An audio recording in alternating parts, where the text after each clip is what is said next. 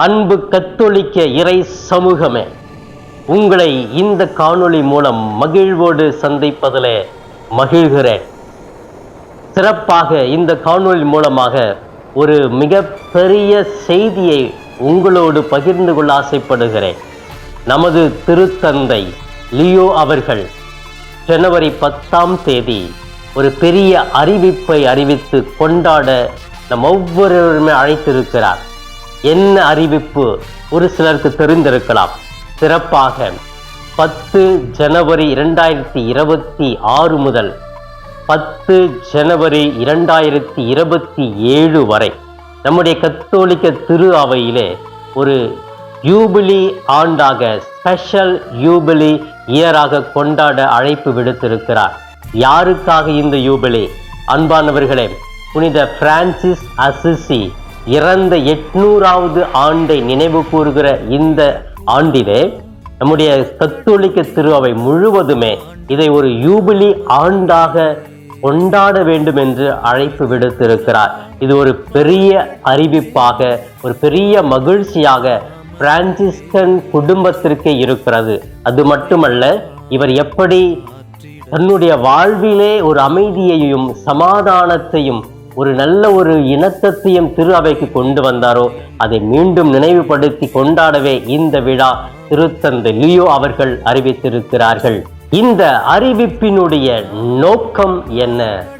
அன்பானவர்களே, இந்த அறிவிப்பினுடைய மைய கருத்தும் சரி, நோக்கமும் சரி, இப்பொழுது இருக்கிற இந்த உலகத்திலே சண்டை, போர், இன்னும் பிரிவினைகள், நில பிரச்சனைகள் என்று இருக்கிற இந்த காலகட்டத்திலே அமைதி தொலைந்து விட்டது, புரிதல் தொலைந்து விட்டது, சமாதானம் இல்லாத நாடுகளாக ஒவ்வொரு நாளும் இருக்கிறது. எனவே எப்படி 800 ஆண்டுகளுக்கு முன்பாக பிரான்சிஸ் அசிசி என்ற ஒரு இளைஞன் கத்தோலிக்க திரு அவையிலே வந்து மாற்றத்தை ஏற்படுத்தி அமைதியை எல்லா இடங்களிலும் கண்டாரோ, அதை போன்று சிறப்பாக இந்த காலகட்டத்திலும் அந்த புனிதர் தேவைப்படுகிறார். அவருடைய நல்ல விழுமியங்களை நமதாக மாற்றிக்கொண்டு இயேசுவோடு ஒரு அமைதி, உலக மக்களோடு ஒரு அமைதி, இன்னும் இறைவன் படைத்த அனைத்து உயிரினங்களோடும் ஒரு அமைதி என்று சொல்லி இந்த அமைதியை மீண்டும் கட்டி எழுப்ப, கொண்டு வர, அனுபவிக்க அழைப்பு விடுப்பதாகவே இதனுடைய மைய கருத்து அமைந்திருக்கிறது. திருத்தந்தையின் கடிதம். அன்பானவர்களே, திருத்தந்தை லியோ அவர்கள் இந்த பிரான்சிஸ்கன் சபை தலைவர்களுக்கு ஒரு கடிதம் எழுதியிருக்கிறார். இந்த ஆண்டை யூபிலி ஆண்டாக கொண்டாட இருக்கிறோம். எனவே இவர் எப்படி வாழ்ந்த காலத்தில் அமைதியை கொண்டு வந்தாரோ அதை போன்று இப்பொழுது நாம் சுவர்களை எழுப்புவது அல்ல, பாலத்தை உருவாக்குவதுதான் எங்களுடைய திட்டம், நமது திட்டமாக இருக்க வேண்டும் என்று சொல்லி அவர் அந்த பிரான்சிஸ்கன் சபை தலைவர்களுக்கு எழுதிய கடிதத்தில் குறிப்பிட்டு இருக்கிறார். எனவே ஒவ்வொரு நாடும் சரி, ஒவ்வொரு மனிதர்களும் அவர்களுக்கு முன்பாக சுவர்களை எழுப்ப ஆரம்பிக்கிறார்கள். அந்த சுவர்களை தகர்த்தெறிந்து பாலத்தை கட்ட வேண்டும். பாலம் என்பது ஒருவரையும் இன்னொருவரையும் இணைக்கக்கூடியதாக இருக்க வேண்டும். எனவே உலகத்திலே பாலத்தை கட்டுவதாக நான் இந்த ஆண்டை முயற்சி செய்ய வேண்டும் என்று அந்த கடிதத்திலே சிறப்பாக நமது திருத்தந்தை குறிப்பிட்டிருக்கிறார். சிறப்பு அறிவிப்பு. அன்பானவர்களே, இந்த யூபிலி ஆண்டிலே நாம் அனைவருமே சிறப்பாக ஒரு புதிய செய்தி அறிந்திருக்கிறோம். என்னவென்றால், திருத்தந்தை லியோ அவர்கள் அந்த பிரான்சிஸ்கன் சபை தலைவர்களுக்கு எழுதிய கடிதத்திலே குறிப்பிட்டு இருக்கிறார். இந்த ஆண்டிலே, இந்த யூபிலி ஆண்டிலே மரித்த 800 ஆண்டுகளுக்கு முன் மரித்த அந்த பிரான்சிஸுடைய திரு உடலை பொது பார்வைக்கு வைக்க வேண்டும் என்று எழுதியிருக்கிறார். எனவே அந்த அடிப்படையிலே பிப்ரவரி 22 முதல் மார்ச் 26 வரை புனித பிரான்சிஸின் உடலானது பொதுமக்களுடைய வழிபாட்டிற்காகவும் பார்வைக்காகவும் வைக்கப்பட்டிருக்கிறது. இது இதுவரை இந்த 800 ஆண்டுகளில் நடக்காத ஒன்றை 800 ஆண்டுகளுக்கு பிறகு அவருடைய உடலானது பொதுமக்களுடைய பார்வைக்கு கொண்டு வரப்படுகிறது. எனவே இந்த நிகழ்ச்சியை சொன்னவுடன் அந்த ஆன்லைன் பதிவேற்றம் நடந்தது. அப்ப பதிவிறக்கம் நடந்ததிலே அந்த குறிப்பிட்ட நாட்கள், இந்த 3 நாட்களிலேயே 2,80,000 மக்கள் பதிவிட்டிருக்கிறார்கள் என்று இப்பொழுது உள்ள நிலவரமானது சொல்லப்பட்டிருக்கிறது என்றால் எவ்வளவு மக்கள் இந்த அமைதிக்காக அந்த அமைதியின் தூதனை பார்க்க வேண்டும் என்று ஆசைப்படுகிறார்கள் என்று பார்ப்போம். எனவே பிரியமானவர்கள், இது ஒரு சிறப்பு அறிவிப்பாக மறந்து விடாதீர்கள். பிப்ரவரி 22 மார்ச் 26, 2026 வரை சிறப்பாக அவருடைய மரித்த உடலானது பார்வைக்காக வழிபாட்டிற்காக வைக்கப்பட்டிருக்கிறது. இந்த யூபிலி ஆண்டை எப்படி கொண்டாடுவது? அன்பானவர்களே, இது திருப்பலி நடத்தி விட்டு சென்று விடுவது மட்டுமல்ல, இந்த யூபிலி ஆண்டை கொண்டாடுவதன் நோக்கத்தையும் தெளிவாக குறிப்பிட்டிருக்கிறார். எப்படி கொண்டாட வேண்டும்? இந்த உலகத்தில் இருக்கிற எல்லா பிரான்சிஸ்கன் இல்லங்களுக்கு நாம் செல்ல வேண்டும். அங்கிருக்கிற ஆலயங்களுக்கு செல்ல வேண்டும்.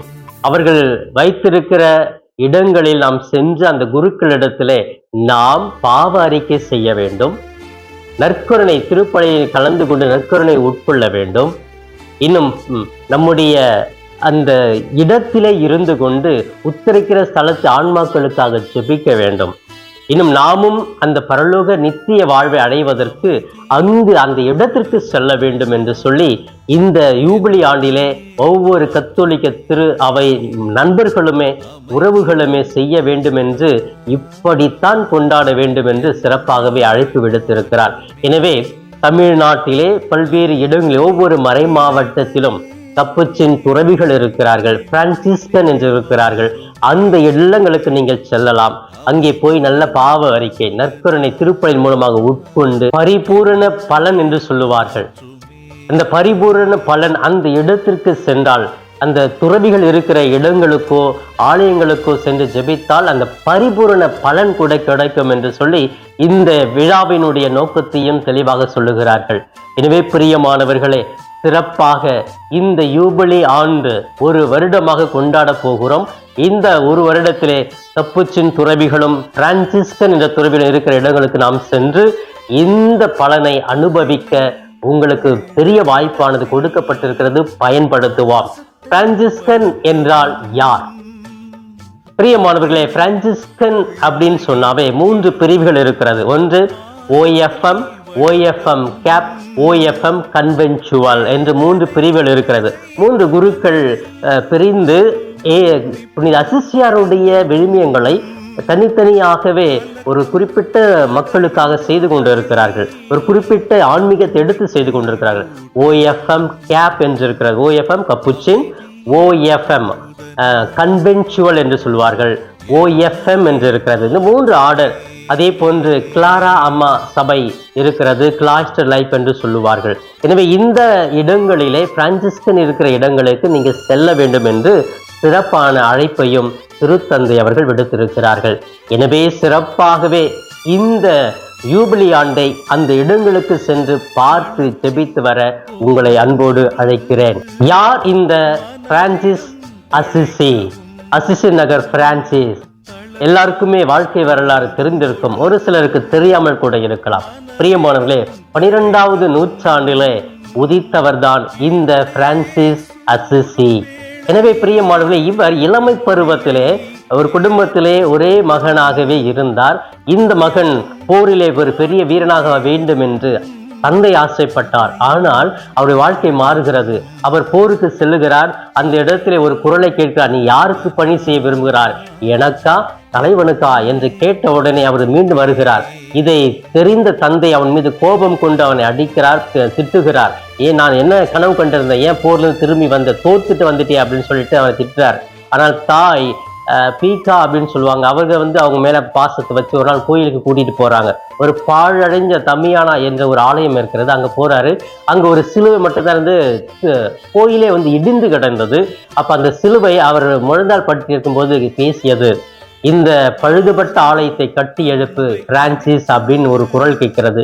அவர் நினைச்சாரு, இந்த ஆலயம் தான் பழுது அடைஞ்சிருக்குது, நான் கட்டணும் அப்படின்னு நினைச்சு அவர் அது கட்டுறாரு. இல்லை அப்புறம் காலப்போக்கில் புரிந்து கொள்கிறார், இந்த ஆலயமாக இருக்கக்கூடிய அந்த திரு அவையை சொல்லி இருக்கிறார். சர்ச் அப்படின்னு சொன்னா பில்ட் மை சர்ச் அப்படின்னு சொல்லி இருக்கிறார். அப்ப பில்ட் மை சர்ச்னா இந்த ஆலயம் அல்ல, அது இந்த திரு அவையை குறிக்கிறது என்று சொல்லி அந்த திரு அவைக்காக தன்னுடைய முழுமையான வாழ்க்கையை கொடுக்க இருக்கிறார். எனவே துறவற வாழ்க்கையிலே இணைகிறார். இணைந்து இது நான் அணிந்திருக்கிற இந்த கலர் தான், இது அந்த பிரான்ஸ் நாட்டுல ஏழை எளிய மக்கள் அணியக்கூடிய ஒரு உடையாக இருந்தது. எனவே இந்த உடையை அணிந்து கொண்டு எளிமையாக வாழ்ந்து திரு அவையில் பெரிய மாற்றத்தை கொண்டு வந்தார். அப்பொழுது இருந்த திரு அவையிலே ஆடம்பரம் இருந்தது, யாரும் மக்களை சந்திப்பது கிடையாது, திருப்படை நிகழ்த்துவது ஒரு பெரிய அரச ஒரு குடும்பமாகவே அந்த ஆலயங்களிலே இருந்தது. அப்படிப்பட்ட நிலையை உடைத்தெறிந்தார். அமைதி இல்லாத இடங்களுக்கு அமைதியை கொண்டு சென்றார். அரபு நாட்டிலே அந்த முஸ்லிம் சகோதரருடைய எதிர்ப்பு அதிகமாக இருந்தது. அந்த இடத்துக்கு சென்று அந்த அமைதிக்காக அவர் பேசுகிறார். அங்கே அமைதி நிலவுகிறது. இன்று வரை அந்த அரபு இடங்களிலே கப்புச்சின் துறவிகள் இருக்கிறார்கள், அமைதிக்காக போராடி கொண்டிருக்கிறார்கள், அமைதியோடு பணி செய்து கொண்டிருக்கிறார்கள். இப்பொழுது எல்லாம் ஒற்றுமையாகவே இருக்கிறார்கள். இதுதான் ஒரு பெரிய அமைதிக்கு கொண்டு வந்த ஒரு முன் உதாரணமாகவே இருக்கிறது. இப்படி புனித அசிசி பிரான்சிஸ் பெரிய மாற்றங்களை திரு அவையிலே செய்ததனால் இவரை மறு கிறிஸ்து என்று இன்றும் அழைக்கிறார்கள். ஏனென்றால் இவர் இயேசுவை போன்று 5 காய வரங்களை பெற்றவர், இயேசுவை போன்று துன்பங்களை ஒவ்வொரு நாளும் சுமந்து வாழ்ந்தவர். பல்வேறு நல்ல காரியங்கள் அவருடைய வாழ்க்கையும் நற்செய்தி ஒத்துப்போவதனால் இவரை மறு கிறிஸ்து என்று திரு அவை அவருக்கு பெயர் சூட்டியிருக்கிறது.